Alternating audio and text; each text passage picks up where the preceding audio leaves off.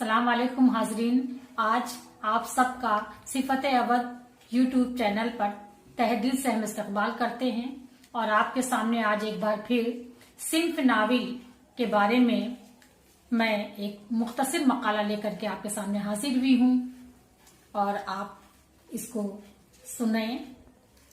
इंसानी जिंदगी हादसात और वाकयात से पुर है और ये फितरत इंसानी है कि वो जज्बात का इजहार जब तक नहीं कर लेता उसे सुकून नहीं मिलता, चाहे वो इजहार इशारों या कनायों में हो या तहरीर में।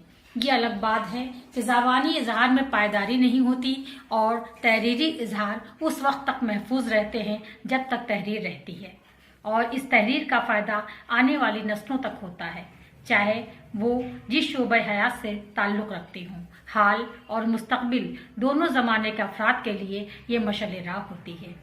ये ज़रूर है कि ये तहरीर वक्त की तनकीद से निखर कर या तो रोशन मीनारा बनकर एक संग मील बन जाती है या हाल और मुस्तकबिल की तारीकी में गुम हो जाती है।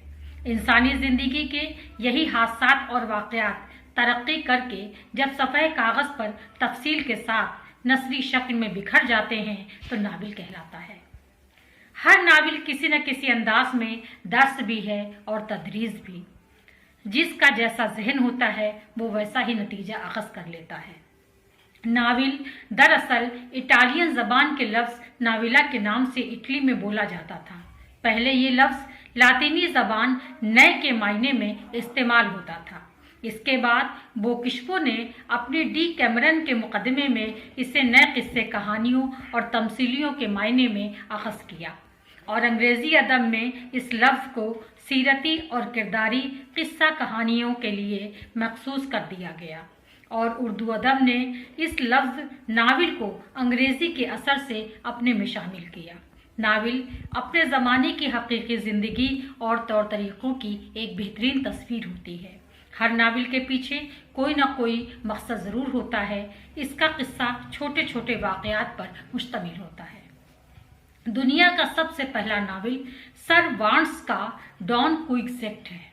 ये नाविल स्पेन में 1605 में शाया हुआ। इसको सर वांट्स ने पुरानी दास्तानों का मजाक उड़ाने के लिए लिखा था, मगर सर वांट्स को ये ख्याल नहीं था कि वो पुरानी दास्तानों का मजाक उड़ाने के लिए एक नए फ़न की ईजाद कर रहा है। गरज के नसरी अदब में नाविल इंसानी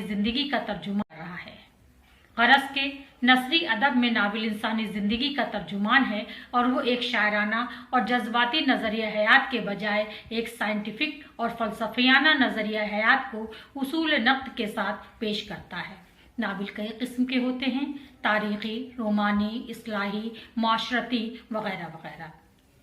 नाविल किस्से कहानियों और दास्तानों की तरक्की याफ्ता सिर्फ है। जहाँ तक हिंदुस्तान में नाविल का सवाल है तो डॉक्टर चटर्जी ने मराठी ज़बान के अदीब नंद शंकर और मिर्जा शंकर के नाविल करण घेलू, जो 1866 में शाया हुआ, हिंदुस्तान का पहला नाविल करार दिया है। 1857 में यहाँ बाकायदा नाविल निगारी का आगाज़ हुआ। इब्तिदा में नज़ीर अहमद, सरशार और शरर की तख्लीक़ात को नाविल के ज़मरे में रखा गया, मगर इनकी तख्लीक़ात में नाविल के अज़ाए तरकीबी मुकम्मल तौर से मौजूद नहीं थे। मगर मिर्ज़ा मोहम्मद हादी रुस्वा के नाविल उमराव जान अदा को उर्दू का पहला और मुकम्मल नाविल माना जाता है। रुस्वा के बाद तो बेशुमार नाविल मंजर आम पर आए जिनकी एक बहुत लंबी फहरिस्त है। इसके बाद तरक्की पसंद तहरीक का दौर आया।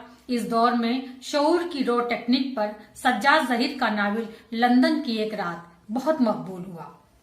इसी दौर में रज़िया सज्जाद ज़हीर, हयातुल्लाह अंसारी, शौकत सिद्दीकी, रामलाल, कुर्रतुल ऐन हैदर वगैरह ने कामयाब नाविल लिखे। ये दौर सिंफ नाविल के लिए शानदार दौर था। गरज के कसरत से नाविल तसनीफ किए गए और मुताद्दिद इदारों से शाया भी होकर मंजर आम पर आए, मगर फिर भी चंद नाविलों के अलावा कोई नाविल इस सिंफ में अपना मुनफरिद मुकाम न बना सका। मगर साइंसी ईजादों और जदीद ख्यालात और नज़रियात ने भी अदबी दुनिया को बहुत ज़्यादा मुतासिर किया। मज़हब और समाज से मुताल्लिक़ लोगों के ख्यालात बदले और लोग न्यूटन और डार्विन के ख्यालात को अहमियत देने लगे। तमाम दुनिया में इश्तराकियत और मार्क्सिस्ट ख्यालात बढ़ने लगे। हिंदुस्तान में भी इस वक्त सख्त सियासी और माशी हालात का शिकार हुआ। इस वक्त तरक्की पसंद अदीबों ने अदब को एक नई रोशनी दिखाई और सिन्फ नाविल को बेशबहा जवाहिर से नवाजा। इस जदीद दौर को नाविल का सुनहरा दौर कहना बेजाना होगा। आज भी नाविल निगारों के कलम में रवानी है, कसरत से नाविल भी लिखे जा रहे हैं, मगर इसकी जगह मुख्तसर अफसानों और नाविलेट ने ले ली है, क्योंकि आवाम की मसरूफियात बहुत ज्यादा बढ़ चुकी है। हर इंसान ज़हनी फिक्र का शिकार है। शोबा हयात का कोई हिस्सा तशना नहीं जिस पर नाविल निगारों ने कलम न उठाया हो। हमें इसके मुस्तकबिल से मायूस नहीं होना चाहिए।